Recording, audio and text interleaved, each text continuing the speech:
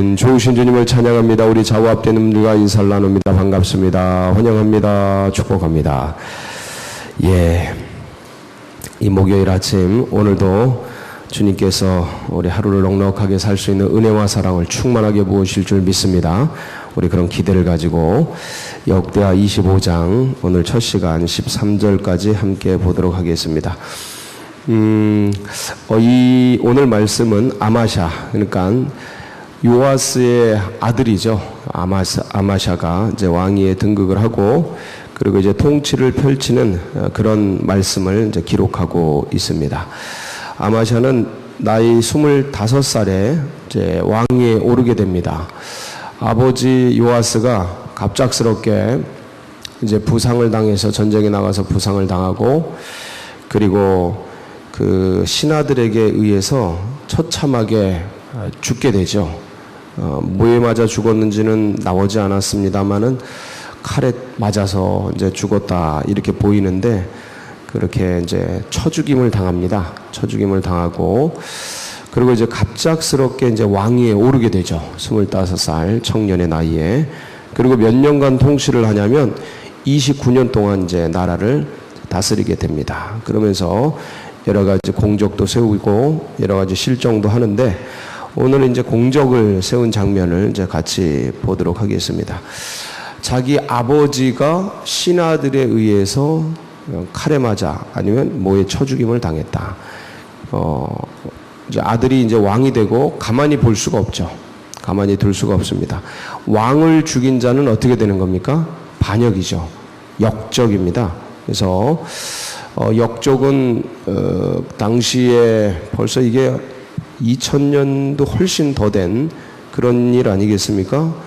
한 2500~600년 전 그때 당시의 일들인데 조선시대만 해도 지금부터 뭐 500년 전 뭐 그때만 해도 왕에게 반역하는 자들은 최소한 3족을 뭐 멸하고 그럼 그 죽일 수 있는 사람들은 다 죽입니다. 반역자 집안이라 그래가지고 그러니까 연좌제죠. 한 사람이 잘못했는데 집안 가문 송두리째 다 죽여버리는 거죠.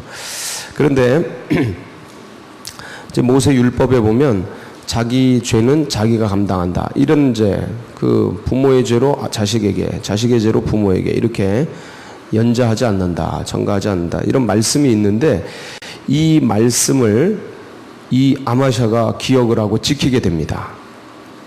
그래서 3절에 보면 그의 나라가 굳게 섬에 이제 나라가 안정이 됐어요.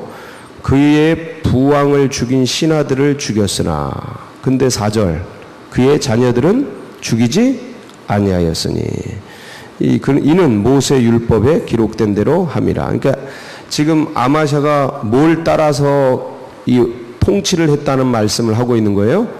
말씀을 따라서 율법을 따라서 가장 예민한 문제 그리고 당시 주변국들은 그 왕에게 대적하고 역적의 집안들은 3족을 멸하고 뭐 엄청나게 가문을 다 싹쓸이 하는데 근데 이 가장 예민한 문제에 있어서도 아마샤가 누구를 따랐냐면 하나님의 말씀을 따랐다 이 얘기하고 있는 거예요.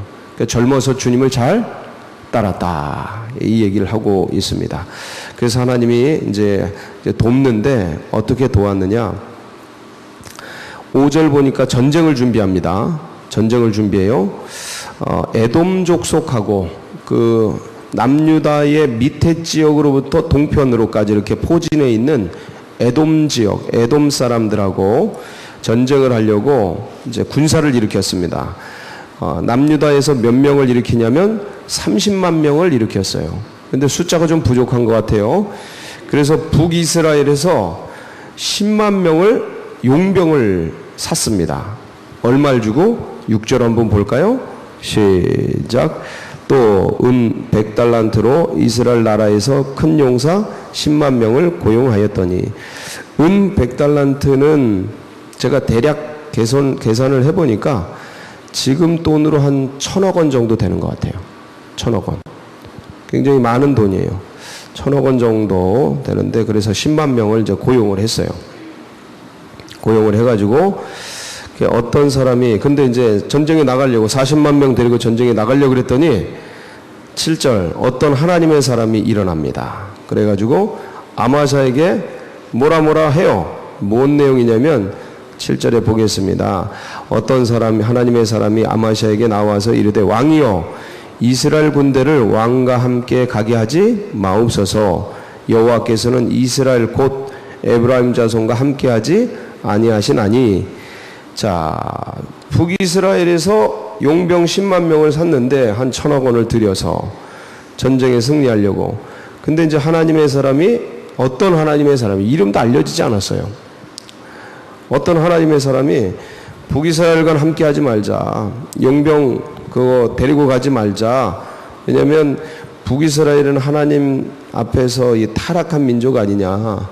이단화된 민족 아니냐. 데려가지 말자. 그랬어요. 왜 그러냐면 8절 보면 왕이 만일 가시거든 혼자서 유다 백성 데리고 힘써 싸우소서. 그러면 하나님이 왕을 적군 앞에 엎드려지게 하시리이다. 하나님은 능히 돕기도 하시고 능히 패하기도 하시나이다 하니. 이게 무슨 말이지? 왕이 만일 가시거든 힘써 싸우소서. 하나님이 왕을 적군 앞에 엎드려지게 하시리이다. 하나님은 능히 돕기도 하시고 능히 패하게도 하시나이다 하니.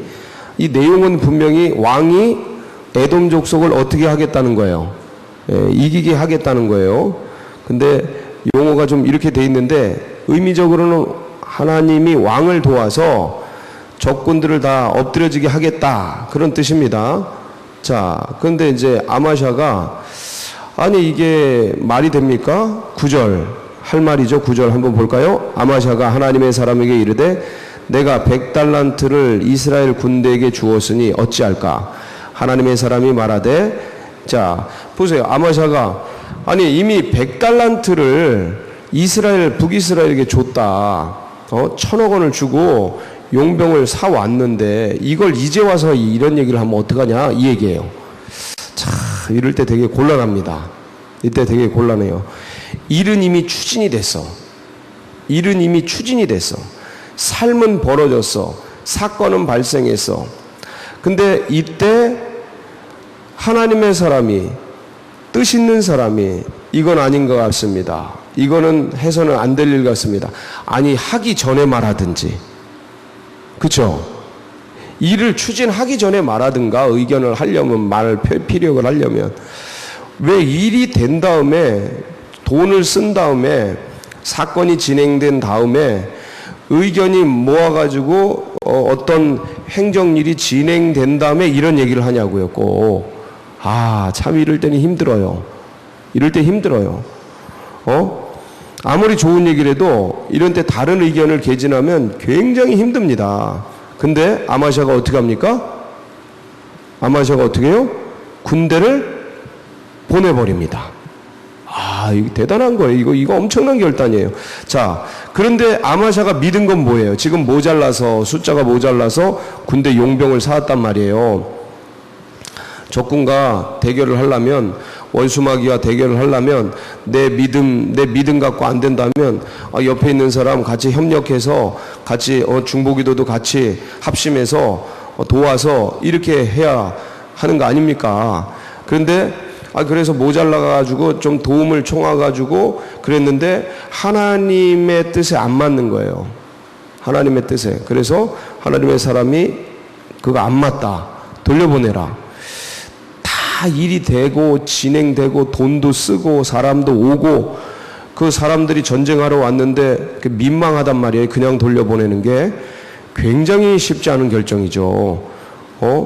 그 이름도 없는 무명의 하나님의 사람들이 당신 찌그러져 있어. 조용해. 그렇게 해버리고 말면 되는데 아마샤 왕이 이 어떤 사람, 하나님의 사람의 말을 어떻게 해요? 듣습니다. 들어요. 이게 이제 굉장히 큰 결단이에요. 그걸 듣습니다. 여러분이라면 어떻게 하겠어요? 여러분이 아마샤라면 이럴 때 어떻게 하겠어요? 내가 힘을 쓰고 지혜를 총동원하고 의견을 모아가지고 이 일을 진행했는데 누군가 갑자기 나타나서 이건 아닙니다. 하나님의 뜻에 위배됩니다. 하지 마십시오. 그럼 어떻게 하겠어요? 돈 1,000억 원을 썼어요. 돌려보내면 날아가는 거야. 이거는 뭐 엄청난 돈 아니에요? 1,000억 원이면? 이럴 때 어떻게 할 건가? 여러분은 이미 뭐 카드를 다 긁었어. 이미 다 카드를 긁었어. 근데 이거 빚만 지는 거 아니에요? 빚만. 싹 날아가고, 예를 들어서 돈을 다 줬어요. 빚어서 줬어. 그거 다 빚대는 건데 이거 어떡하라고.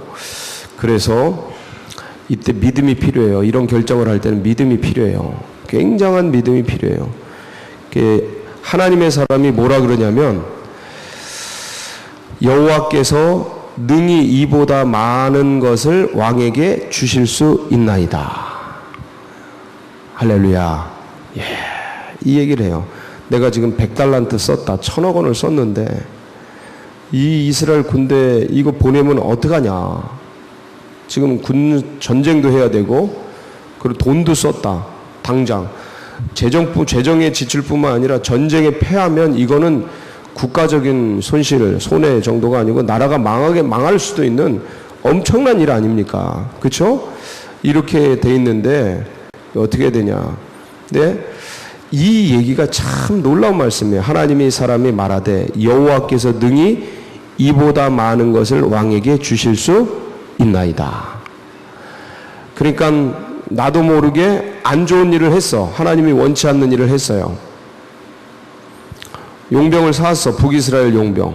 하나님이 원치를 안 해. 원치 않는 일을 한 건 실수인데 그 실수에 대해서 하나님의 사람이 와서 하나님이 말씀하시는 거죠. 하나님의 사람을 통해 지적을 했을 때 나는 어떻게 반응할 건가 이 얘기예요.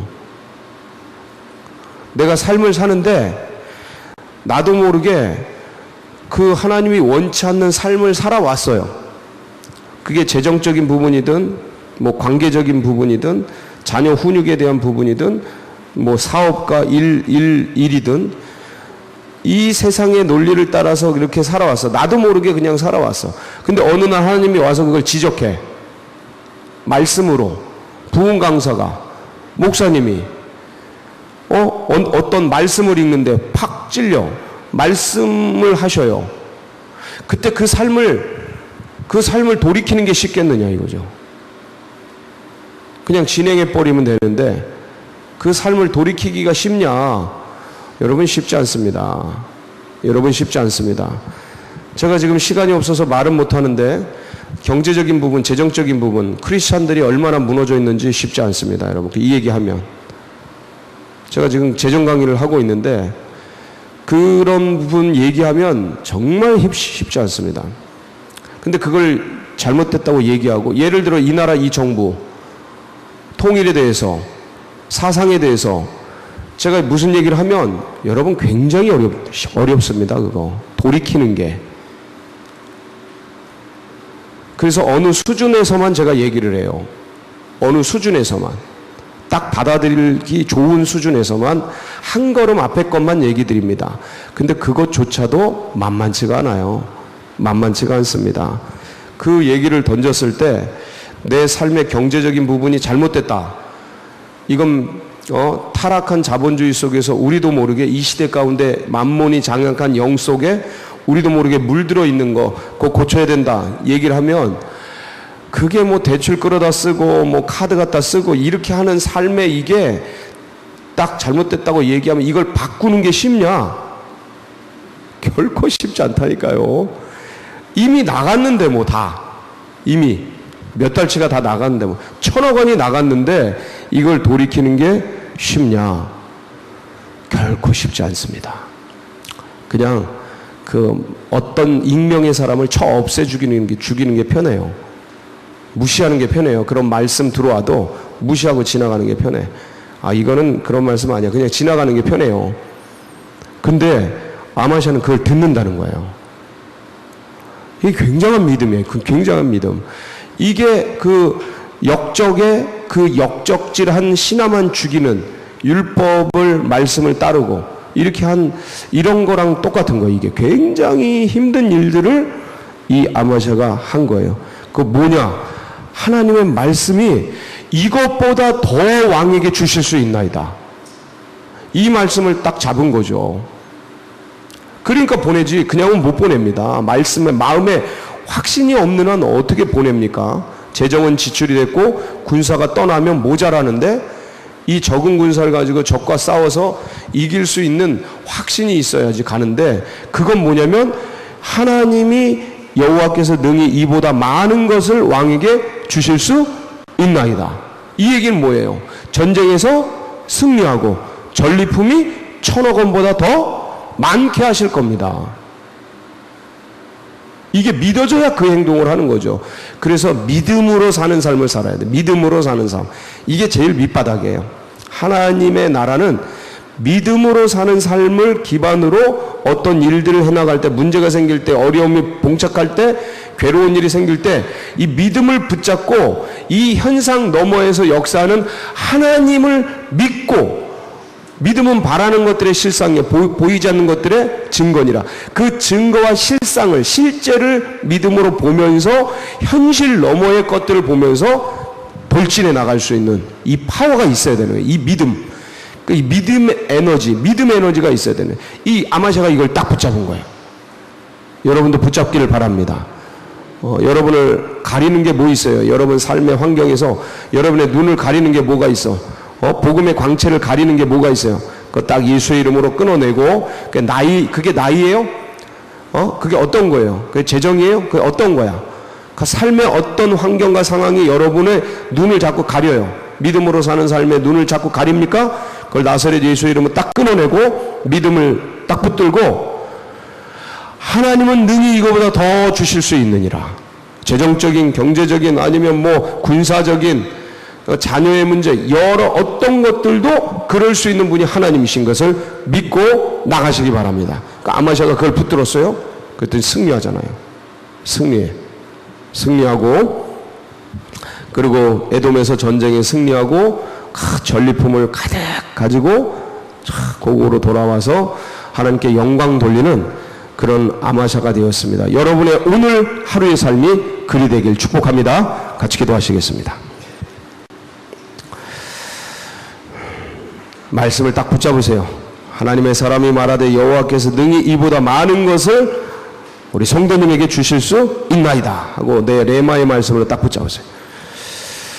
그래서 이 신앙과 이 믿음이 다음 세대들에게도 흘러가고, 그리고 새가족들의 가슴 속에도 새겨지고, 이 나라의 민족 또 서울지역에 나가는 앞길, 특별히 어제 이제 강삼래 권사님 큰아들 유승택 씨 이 간암 그것들을 이제 치료하는 그 기술적으로 이제 이게 시술이라고 하는데, 그 암세포 주변에 그 암을 말리는 그걸 설치하는데 아주 성공적으로 잘 됐다는 그런 통화를 했습니다. 너무 감사드리고, 그래서 이제 병원에서는 이제 집에 가서 왕래하면서 치료를 해도 되겠다 이런 얘기를 하고 있는데, 그래도 좀 더 처치를 병원에서 했으면 좋겠다 이제 그런 얘기를 했습니다. 그만큼 황달 수치도 정상화됐고, 그리고 이제 그 암을 잡는 치료약 그것들도 잘 설치가 돼서 상당히 호전됐다는 말씀을 전해 들었습니다. 거의 그 강권사님이 너무 힘들어 하시고 중보기도 부탁을 하셨는데, 그게 이렇게 여러분이 기도해 주시니까 기적같이 회복이 됐습니다. 감사를 드리고, 계속해서 여러분 이제 각자 이제 위해서 기도해 주시고, 환자들을 위해서, 환우들을 위해서 그렇게 해 주시기 바랍니다. 이 기도가 이렇게 능력이 있습니다. 감사드리고, 부활절에 또 온 성도들이 함께 예배드리는, 부활할 수 있는 귀한 시간 되도록 또 행사를 위해서 기도해 주시고, 여러분 각자 중보 제목 붙들고 우리 주여 한번 부르고 기도하며 나갑니다. 부르짖습니다. 주여